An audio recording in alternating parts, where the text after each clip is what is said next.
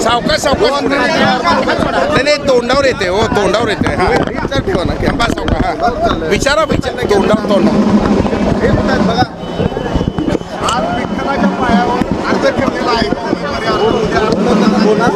साहेबांची परंपरा आहे दरवेळेला विठ्ठलाच्या पायावर अर्ज ठेवून आज आम्ही नारळ फोडला या ठिकाणी विठ्ठलाच्या चरणी आपण प्रचाराचा शुभारंभ केला आणि आज 7 ठिकाणी रामनवमी निमित्त आपण हे करत आहोत आणि त्याच पद्धती त्या परंपरेला आपण पुढे देत आहोत। विठ्ठलाच्या चरणी प्रार्थना केली की महाराष्ट्रातल्या शेतकऱ्याचे जे संकट आहे ते लवकरात लवकर दूर कर आणि या महाराष्ट्राला संकटापासून मुक्त कर अशी प्रार्थना मी विठ्ठलाच्या चरणी केली आणि त्याचसोबत मी नेहमी जेव्हा विठ्ठलाकडे येते तेव्हा माझ्या मनात कृतज्ञतेची भावना असते आणि भरून येतं मन जेव्हा विठ्ठलाचं दर्शन मिळतं आणि त्याच पद्धतीत आज देखील मन आमचं भरून आलं।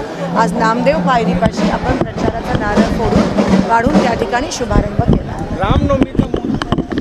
रामनवमी चांगला दिवस असतो म्हणून तो अर्ज ठेवला का पायावर माझा प्रश्न राहिला आपण दरवेळेस अर्ज ठेव कारण का आज मुखदर्शन होत आहे म्हणून अर्ज तो ठेवलाच जातो तो प्रत्येक वेळेस तशीच प्रथा आहे।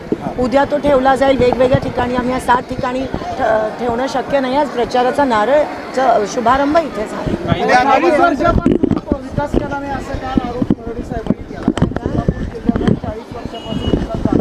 सोलापूर जिल्ह्यात 25 वर्ष त्यांचेच खासदार होते।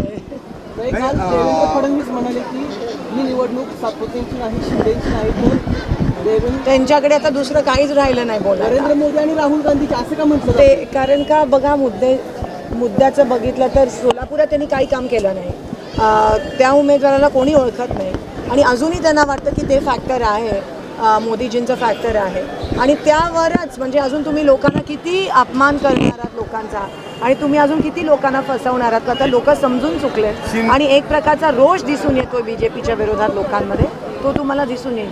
शरद पवार मोहिते पाटील आणि सुशीलकुमार शिंदे बऱ्याच वर्षांची एकत्र आले काय फरक जाणवणार आहे? नक्कीच तुम्ही बघताय दोन्हीकडे कार्यकर्त्यांमध्ये अमाप उत्साह आहे आणि मला असं वाटतं अकलूजकर आणि सोलापूरकर जेव्हा एकत्र येतात तेव्हा विकास नक्कीच होतो आणि आपल्या सोलापुरात मागच्या 20 वर्ष भाजपमुळे काहीच झालं नाही आहे ते आता जर महाविकास आघाडीचे दोन्हीकडे उमेदवार आले तर नक्कीच विकास तुम्हाला दिसतो। उद्या कुणाच्या उपस्थितीत अर्ज भरला?